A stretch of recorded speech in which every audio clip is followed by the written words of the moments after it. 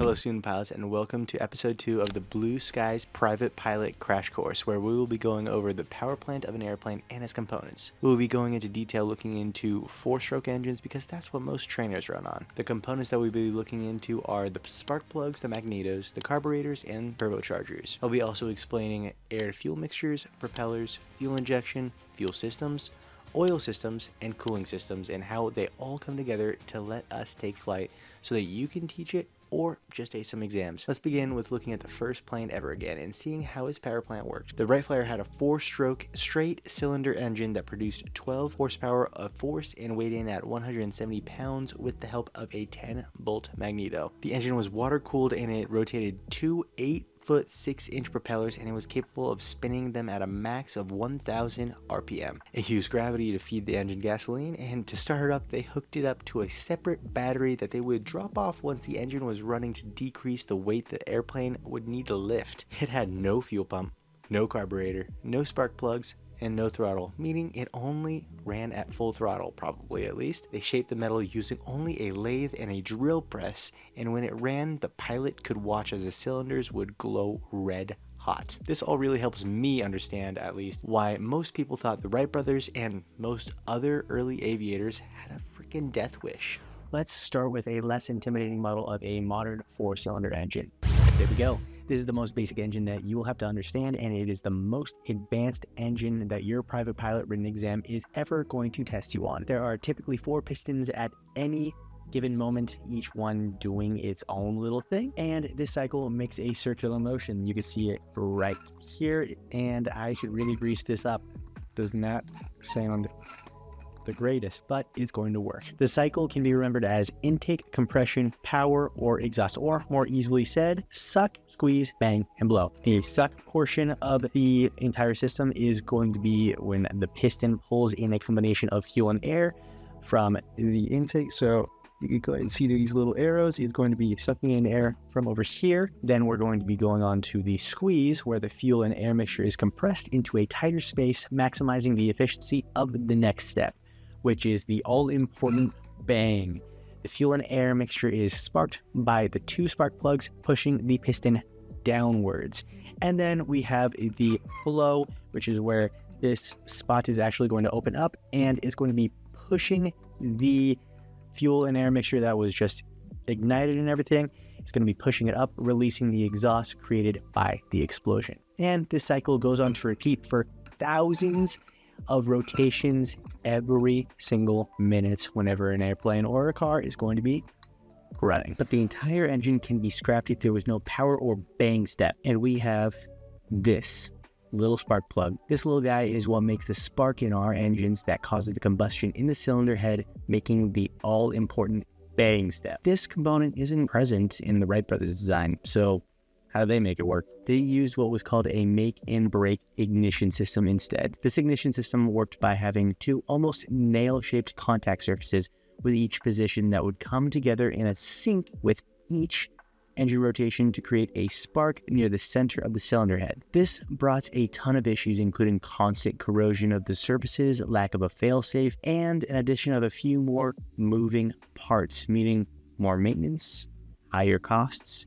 and unreliability in the engine. It was effective enough to get the first plane in the air, but there's always room for improvement, and that's what spark plugs are here to do. The first improvement is that they're smaller, so now there's room in the cylinder and the budget to put 2 spark plugs per cylinder rather than just 1 set of contact surfaces. This makes the engine more reliable now, because if one plug in the system stops working, then you have a backup until you land. Also, having 2 spark plugs in each cylinder allows for a more even distribution of combustion in the piston head, making it more efficient and less damaging to the engine. The second improvement is the lack of moving parts now, which improves the maintenance problem and, in the same breath, the money problem. Having 2 spark plugs, also known as a dual ignition system, doesn't mean much when it comes to safety if they're hooked up to the same source of electricity. That's where multiple magnetos come in handy. A magneto is a metal case with a spinnable magnet inside. When the turning motion of the engine makes the magnets spin in the casing, they generate electricity separate from the battery and the alternator, which is then sent to their respective spark plug so they can create the all-important bang. The separation means that even if the electrical system is out, i.e. the battery dies or someone removes your alternator mid-flight, the engine can still run with the electricity generated by the magnetos. Pretty freaking neat. One of the issues that does arise with having two sets of spark plugs and magnetos is that one of the sets could start misfiring mid-flight, causing a rough running engine, which is still much better than our non-running engine, but still very scary for all the passengers inside. This issue is why you have the ability to choose from the cockpit to turn on the left, right, or both magnetos. Unless you think a magneto is misfiring or you are doing a pre-flight run-up, then you should just always have the magneto selector on both magnetos, because 2 is better than 1. If you are doing a pre-flight run-up, you should expect a small drop in RPM when you check each individual set of magnetos. This small drop is called the mag drop, and there's a specified number of rotations per minute that is allotted during the mag drop, and it is specified in the POH or the pilot operating handbook. Too high of a mag drop for either the left or the right could indicate an issue with a part of the ignition system. Too low of a mag drop could indicate improper engine timing or a broken P-lead, which is the part that deactivates a magneto of your choice by directing the spark to the airframe, letting you test them or turn off the plane completely. After the bang, you have the blow part of the 4-stroke system, also known as the exhaust system. And this is what is responsible for directing the combustion byproducts and the gases from the engine cylinders to the outside of the aircraft, getting it prepared for the intake or the suck part of the system just before the squeeze, and then it repeats from bang, blow to suck, all that stuff. The exhaust system includes the exhaust manifold, which is connected to each of the piston heads and guides the hot exhaust byproducts out of the engine and into the air you and I breathe in. We still got to work on that part. This byproduct of the bang system can be just all thrown out, or it can be used in powering a turbocharger, the heating of the cabin, or the carburetor heater to get rid of carb icing, and we're going to have a little bit more on that later. But for now, it is important to know that the exhaust manifold can be filled with toxic gases that, if brought into the cabin, typically through a crack in the exhaust manifold, can cause carbon monoxide poisoning for the pilot and passengers, which is, again, not good. To avoid this and to pass your exams, inspect the exhaust system regularly and keep in mind the symptoms of carbon monoxide poisoning, which is headache, dizziness, confusion, weakness, nausea, rapid heartbeat, shortness of breath, chest pain, disorientation, and if you allow it to get really bad, vomiting, loss of consciousness, and seizures. On that note, let's go ahead and talk about turbochargers. A turbocharger is what is hooked up to the blow part of the system, or the exhaust manifold, and it really just takes the exhaust system, the excess air of an airplane or a car, and it takes that exhaust to spin a small turbine like this. And this would actually in turn spin a compressor, which is going to be on the suck phase of the air system and everything that's going to be coming in. It's going to be pulling in more air so that it can allow for flight at higher altitudes with significantly less loss in engine performance. But wait, does that mean there is going to be a cap in altitude for non-turbocharged engines?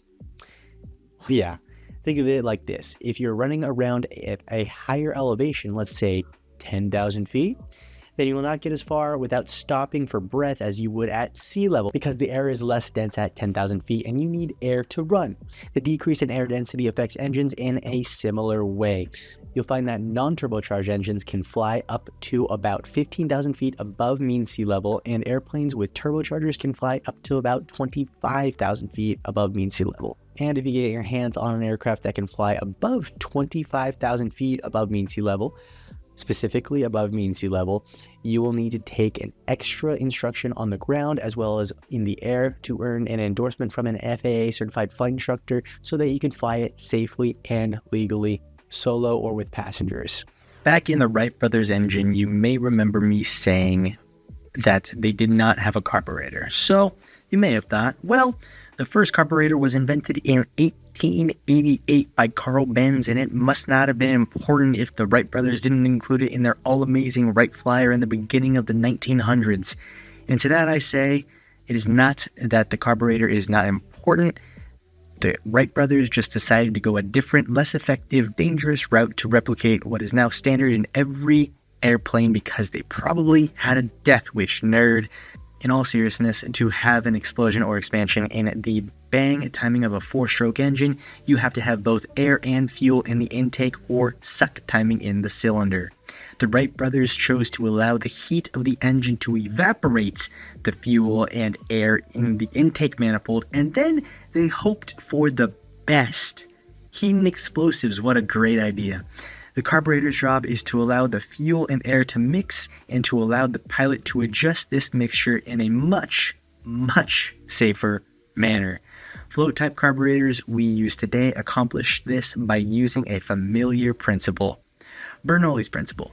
That is, the faster a fluid is moving, the lower the fluid's pressure.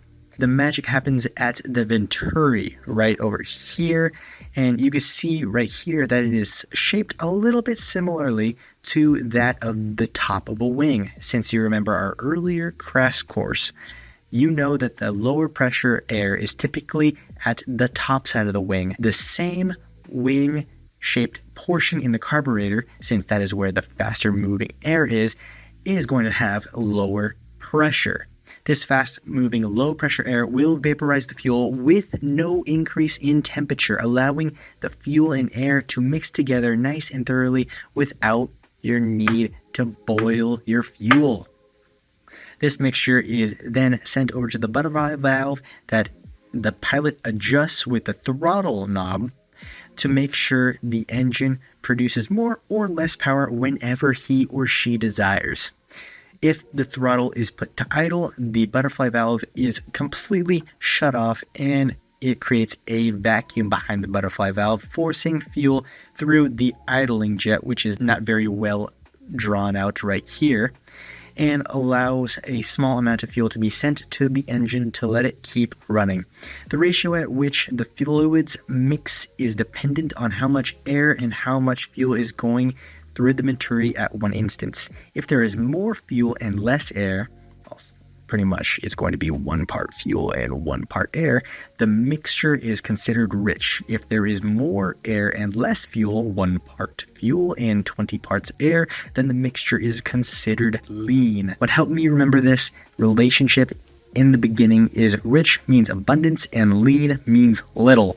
In a rich mixture, there is an abundance of fuel. In a lean mixture, and there is a little fuel. Not exactly, but it will get you through the tests. You can adjust how much fuel goes into the venturi, therefore how rich the mixture is, by adjusting the mixture knob, which is going to be a red spiky knob in the airplane, which in turn adjusts the mixture control slot, which is going to be somewhere over here. Why would you want to adjust the fuel to air mixture in an airplane anyways? A richer and leaner mixture both have different uses. A richer mixture is helpful when the engine is operating at high temperatures and when you would like to cool it down. This is because liquid fuel can absorb some of the excess heat before combusting, lowering the overall temperature of the engine. If you let the cylinder heads get too hot, you will fall victim to detonation, an abrupt explosion occurring slightly too early that can cause damage to the engine. When the air is very dense, like at or below sea level on a cold day, you would also want to use a richer setting because there will be more air molecules, decreasing the fuel-to-air mixture from a standard 1 to 13 fuel-to-air mixture, the most efficient mixture for combustion, to 1 to 20 air-to-fuel mixture. Not enough fuel to cause a useful burn, decreasing the engine's performance. In some cases, you would want a leaner mixture, since it is optimal to avoid fouling your spark plugs as compared to a richer one. A rich mixture leaves more residue from the excess fuel that you have in the fuel-to-air mixture that can stick to the spark plugs and cause engine roughness and inefficiencies in engine running. If the air is very thin, like at 10,000 feet on a hot day, you would want to use a leaner mixture setting to achieve a fuel-to-air mixture of 1 to 13 rather than a 1 to 8 mixture, which would be too rich. Imagine you're on a long flight with your best friend. It's a warm day over the beach in Florida. The only issue is that it is humid, and 85 degrees Fahrenheit feels a whole lot warmer with high humidity. About an hour into your flight, you notice a slow drop in RPM. You yell at your best friend not to touch the throttle because it is your plane. You add more throttle and make double sure that your friend doesn't touch it, but the engine keeps dropping in its power output. What is happening? This consistent and slow decrease in RPM may be a result of carburetor icing, a downside of having control over the fuel-to-air mixture. And before you knew it, the carburetor went from 85 degrees Fahrenheit, just like the outside air temperature, all the way down to 15 degrees Fahrenheit. That's an issue because the carburetor icing can occur at outside air temperatures as high as 85 degrees Fahrenheit and humidity levels as low as 50%. Carburetor icing causes if allowed to, complete loss in power. To make sure you avoid a complete loss in power during your flight with your best friend, you should flip the carb heat lever. This cabin heat takes air that is heated by the exhaust of the engine and forces it into the carburetor. This will decrease the RPM again because the mixture will become richer given that you just introduced lower pressure air into the fuel-to-air mixture in a fixed-wing airplane for a while, but if the carburetor was filling up with ice, you would soon notice an increase in RPM. Once the ice is all melted, then the rise in RPM will stop and you can turn off carb heat and return to your nice flight with your best pal. It is best to get after this problem before it starts, so it is good to know when carburetor icing is likely. What is required for a carburetor to fill up with ice is the same standard for ice to form anywhere else. The two things you're going to need to create ice anywhere is moisture and cool enough temperatures. We know from the example icing can occur at temperatures as high as 85 degrees Fahrenheit and above, considering the cooling occurring in the carburetor can decrease the temperature as much as 70 degrees Fahrenheit. It is most important to note that icing is most likely to occur in an outside air temperature of 20 to 70 degrees and moisture just has to be present. It doesn't even have to be visible. So keep an eye out for days with high humidity, which is 50% or more, and temperatures in this range to be safe and ace your exams. The Wright brothers had a couple unique and unsafe ideas implemented on their plane. Their fuel system was no exception. Their fuel tank was strapped to the bottom of the top wing, so probably somewhere around here, and held nearly a gallon of gasoline and was fed directly to the engine through a tube using the power of gravity. Our fueling systems in training aircraft still use the same principles, just they're a little safer and a little bigger. A high-wing aircraft like a Cessna still uses a gravity-fed system as well to send fuel to the engine since the fuel tanks are stored in the wings. You can choose between two fuel tanks just in case one is empty, more full than the other, or inoperable mid-flight. We now have carburetors like we talked about earlier, and the throttle is now a requirement so we can run at less than full power at all times. We have fuel lines that serve the same purpose as the Wright Flyers fuel lines, and we have fuel tank gauges so we can now tell when the fuel tank is empty, full, or somewhere in between. We now have engine-driven fuel pumps. Low-wing aircraft also have an electric fuel pump to get started as a backup. I was asked about the fuel tank vent in my practical exam and did not have a great answer, so I want to make sure you all learn from my mistakes. This is my little illustration of a fuel vent. It doesn't look like much, but it serves three very important purposes. I'd rack my brain on the practical exam for the most difficult one. Preventing engine stalling is number one, preventing overfilling of the fuel tanks is number two, and preventing fuel tanks from expanding and contracting at new altitudes is the third. The first being the most important purpose, of course. To put it simply, the engine drinks fuel from the gas tanks like you drink from a bottle of water.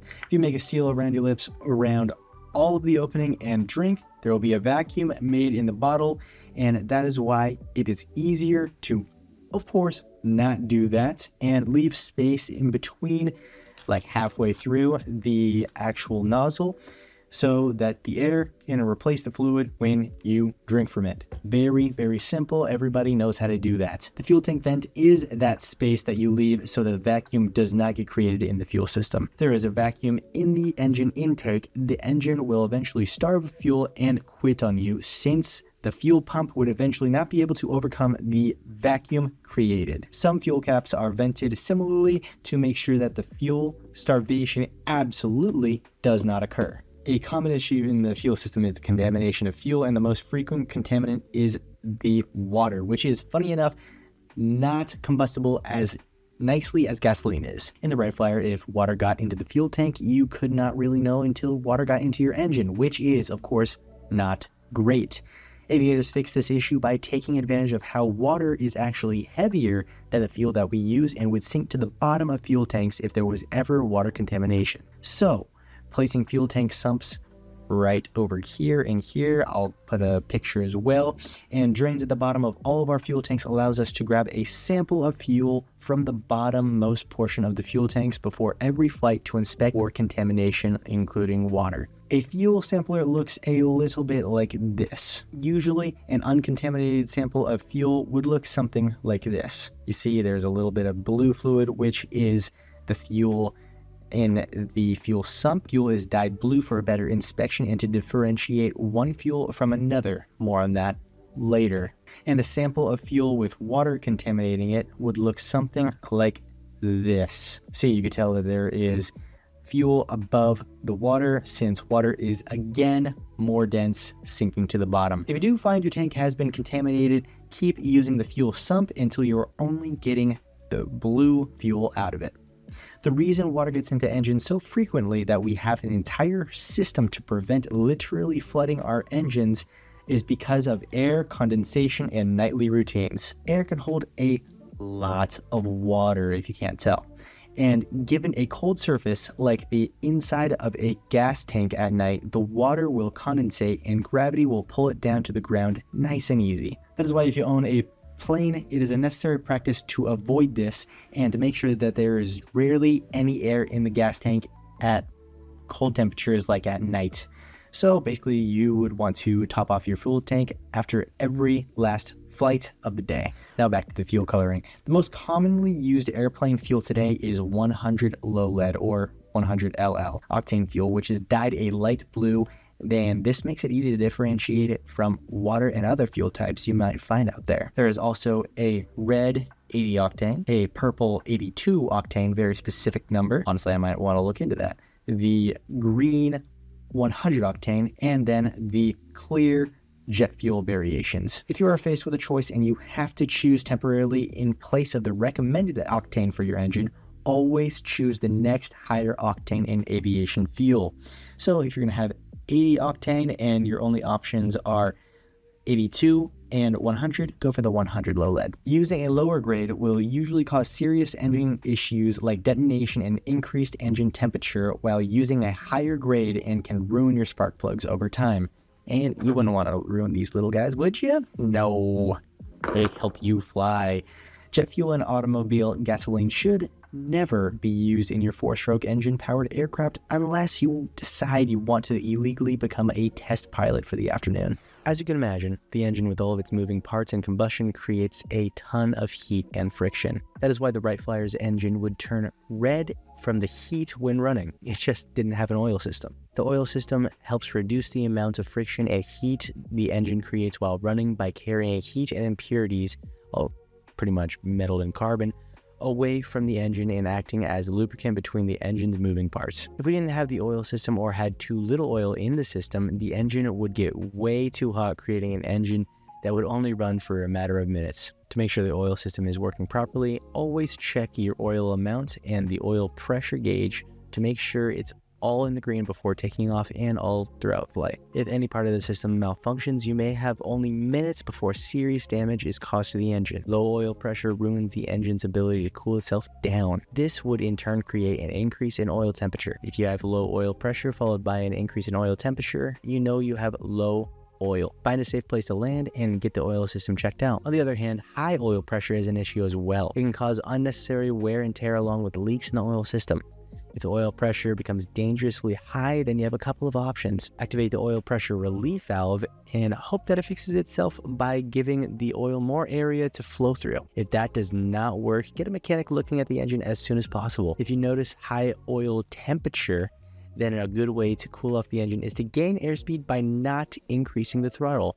also known as descending. Low oil temperature is an issue that occurs on startup. If the oil is excessively cold, below 10 degrees Fahrenheit, the oil will not circulate well and the engine will run with no lubricant for as long as it takes to heat up the oil. The grinding away of all the moving parts routinely makes for a very short-lasting engine. That is why people will preheat their engine during cold winters. The best way to preheat your engine is always in a heated hangar, not really by any other means. To avoid all of these issues, make sure you are staying aware of how much oil the engine goes through in a given time frame, as well as making sure oil changes and other preventative maintenance is being done regularly. To avoid carb icing and most any other issue that comes up with carburetors, you may want to look into getting a plane with a fuel injection system. Fuel injection systems remove the possibility of carb icing by removing the carburetor. Fuel injection systems take out the most complicated and flawed carburetor and replace it with an FCU, which is a fuel controlled unit, which is a computer that mixes the fuel and air without vaporizing anything, removing the pressure and temperature issues that come with the carburetor while improving engine efficiency. The only issue is if you get anything like ice or birds to cover the air intake, the engine will suffocate and just stop working. If this issue occurred in a carbureted engine, the engine would overheat. Still an issue, just a different kind. We have gone over the entire power plant components of the aircraft, and as promised, below in the Google form is a handful of questions you may or may not see on an FAA written exam or a final exam for a particular online course pertaining to these subjects. Thank you so much for making it to this point in the video. It means the world to me, and since you made it here, consider leaving a like and a sub. Maybe pass it around to a friend or a fellow student, maybe a flight instructor if you know them like that. I appreciate you, and I wish you tailwinds and blue skies to every single one of you. Have a good one.